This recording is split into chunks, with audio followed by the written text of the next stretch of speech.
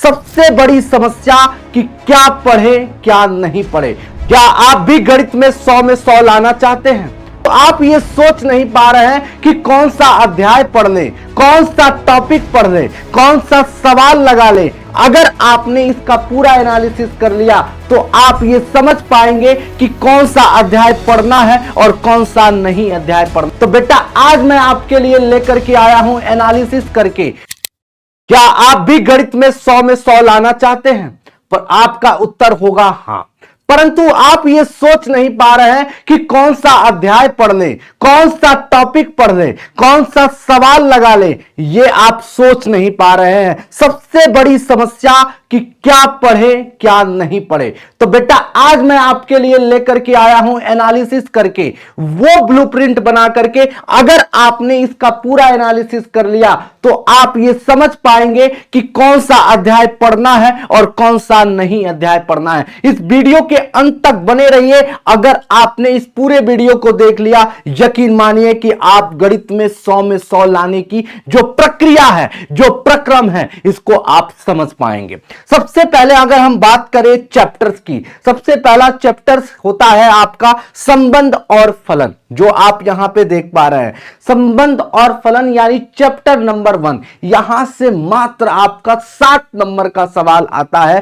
पूरे एनालिसिस के बाद 200 नंबर पेपर में 7 नंबर का सवाल आता है, जिसमें आप देखिए ऑब्जेक्टिव 5 क्वेश्चन और यहां पे लघु उत्तरी 1 सवाल और लॉन्ग यहां से आता ही नहीं है। अगर हम बात करें यानी इसके परसेंटेज वाइज, यानी 40% यहां से सब्जेक्टिव हो रहे हैं और 60% यहां से ऑब्जेक्टिव पूछे जा रहे हैं। और डिफिकल्टी लेवल की बात करें तो मॉडरेट टाइप के सवाल होते हैं, न ज्यादा हार्ड होता है और ना ही ज्यादा इजी होता है। और यानी यहां पे देखा जाए तो कौन कौन से पार्ट आपको पढ़ना है। फलन के प्रकार से सवाल आता है, संबंध के प्रकार से सवाल आता है और द्विआधारी संक्रिया से आता है। तो पहले अध्याय में केवल 7 नंबर का सवाल आपके बिहार बोर्ड में पूछा जाता है। यह बात आप लोगों को याद रखना है। दूसरे अध्याय की बात करें यानी बिहार बोर्ड का सबसे इंपॉर्टेंट अध्याय, जिसका नाम है प्रतिलोम त्रिकोणमिति फलन। यहां से आपके एग्जाम में 20 नंबर का सवाल पूछा जाता है। ऑब्जेक्टिव की बात करें यानी 11 नंबर का सवाल।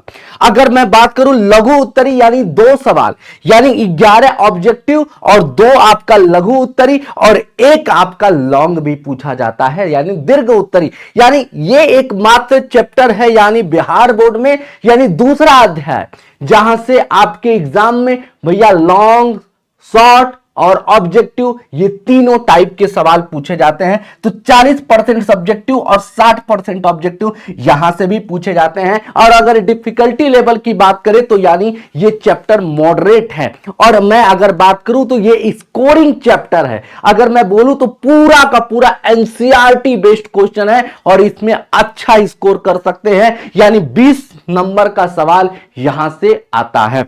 अगर मैं आव्यूह की बात करूं यानी मैट्रिसेस, यानी तीसरा, जो आप सभी का बहुत ही ज्यादा पसंदीदा होता है, और मैं बात करूं तो बिहार बोर्ड का दूसरा इंपॉर्टेंट चैप्टर होता है। यहां से 14 नंबर का सवाल पूछा जाता है बेटा। यहां से ऑब्जेक्टिव 6 और लघु उत्तरी 2 सवाल और भैया लॉन्ग आंसर टाइप 1 सवाल पूछा जाता है। यानी अगर मैं इसके डिफिकल्टी लेवल की बात करूं तो बहुत ही आसान होता है यह अध्याय, बहुत ही आसान। बस कंसेप्ट पढ़ो, एप्लीकेशन को समझो, पूरी कहानी खत्म।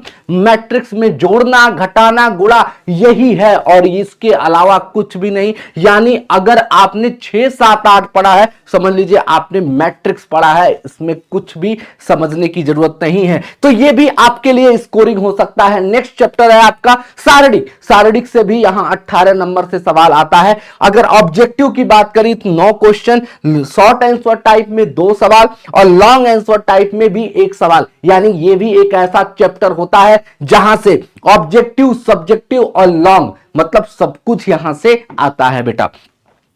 50% सब्जेक्टिव और 50% ऑब्जेक्टिव का वेटेज यहां इस चैप्टर से आपके बिहार बोर्ड में रहता है। अगर मैं बात करूं तो इजी रहता है, बस जो लॉन्ग क्वेश्चन होता है वो थोड़ा सा डिफिकल्ट होता है, बाकी ये चैप्टर बड़ा इजी है, बहुत इजी है। प्रॉपर्टी लगाओ, उत्तर पाओ, कहानी खत्म, जीरो लेकर के आना है। यानी शारीरिक का गुणधर्म, पूरी पूरी कहानी जो है इस अध्याय की जो आपके बिहार बोर्ड में आता है वो शारीरिक के गुणधर्म पे है, यानी प्रॉपर्टीज ऑफ डिटर्मिनेंट्स पे है।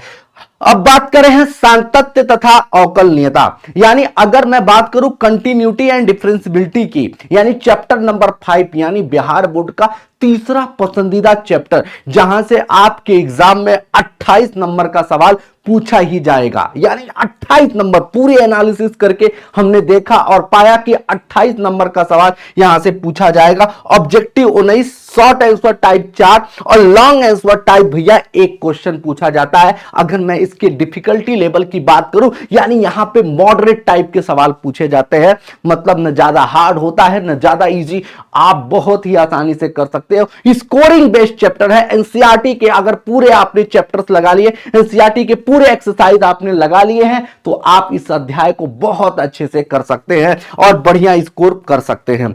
अगर मैं बात करूं अवकलन के अनुप्रयोग, यानी चैप्टर नंबर 6 की बात करूं, यहां से भी आपके बिहार बोर्ड में केवल 7 नंबर का सवाल पूछा जाता है भैया। ऑब्जेक्टिव भैया 7 और शॉर्ट आंसर टाइप कभी कभार 2 क्वेश्चन पूछ दिया, ये कभी कभार की बात होती है, हमेशा नहीं पूछता है। अगर मैं बात करूं तो 30% ऑब्जेक्टिव है भैया, 70% सब्जेक्टिव की चांसेस ज्यादा रहते हैं, क्योंकि यहां से लघु उत्तरी सवाल बन जाता है कभी कभार, और इजी ही रहता है, ज्यादा हार्ड सवाल नहीं होता है। और फाइंडिंग रेट ऑफ चेंज और मैक्सिमम इन मिनिमम वैल्यू, यानी आपको रेट ऑफ चेंज यानी राशियों के परिवर्तन की दर, जो पहला टॉपिक है उस पर ज्यादा ध्यान देना है, और उसके बाद मैक्सिमा और मिनिमा निकालने के लिए यहां से आता है।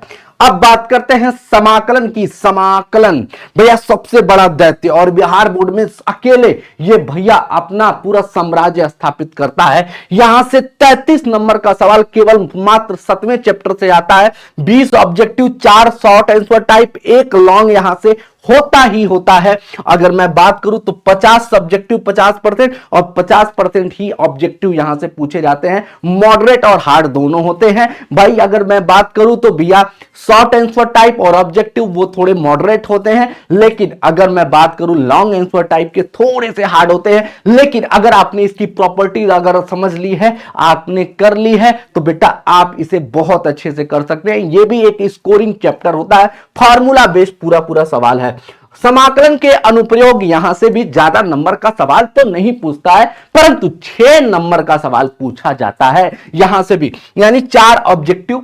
यहां पे लघु उत्तरी की बात करूं तो 1 क्वेश्चन लघु उत्तरी में पूछा जा सकता है। 100% सब्जेक्टिव रेट होता है, यानी यहां से ऑब्जेक्टिव की चांस नहीं बनता है। ये 4 ऑब्जेक्टिव हमने लिख दिया है, परंतु बनता नहीं है, क्योंकि इस अध्याय में मात्र भैया सब्जेक्टिव के क्वेश्चन बन सकते हैं। तो 100% यहां पे भैया पूरा का पूरा सब्जेक्टिव रहता है और इजी रहता है। वक्र का क्षेत्रफल निकालने का यहां पे काम किया जाता है। अब आता है अवकल समीकरण, यानी चैप्टर नंबर 9। यहां से आपके एग्जाम में 18 नंबर का सवाल पूछा जा सकता है भैया। ऑब्जेक्टिव भैया 4 भैया, शॉर्ट आंसर टाइप 3 और लॉन्ग आंसर टाइप भी 1 सवाल पूछा जाता है।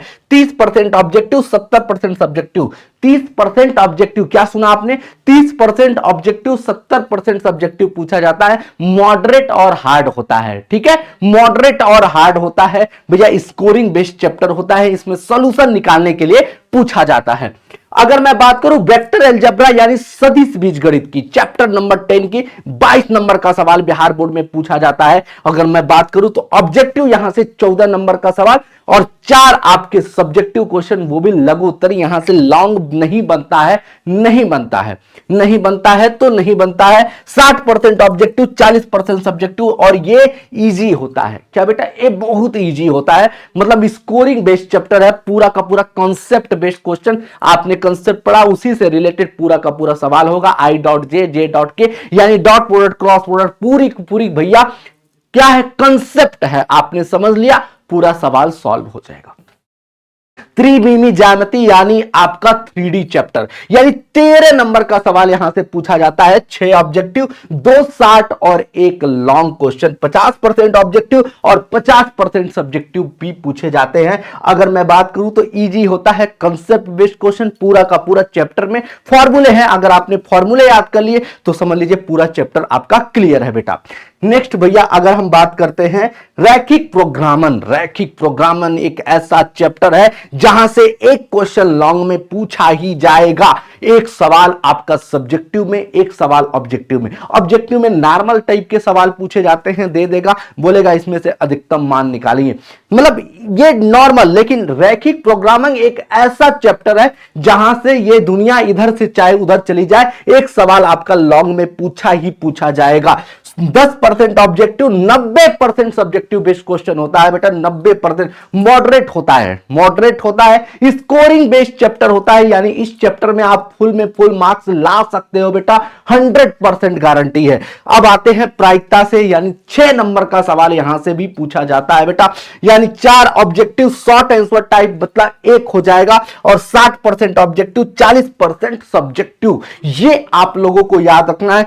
इजी टू मॉडरेट मतलब इसी कंसेप्ट में इस बार जो है आपका बिहार बोर्ड का पेपर बनने वाला है बेटा। इसी पैटर्न पे आपको इसी तरीके से तैयार करना है। कौन से चैप्टर आपने यहां पे देख लिया, कौन से चैप्टर को ज्यादा ध्यान देना है, कौन से चैप्टर को ज्यादा ध्यान नहीं देना है। अब इस बात से इस पूरे एनालिसिस को आपने पकड़ लिया है। इस पूरे एनालिसिस को पकड़ करके तैयार करिए और बिहार बोर्ड में गणित में डंका बजा दीजिए। आप गणित जैसे सब्जेक्ट में 100 में 100 ला पाएंगे बेटा। इस वीडियो को पूरा देखने के बाद, एनालिसिस करने के बाद इस पर काम करना शुरू कर दो।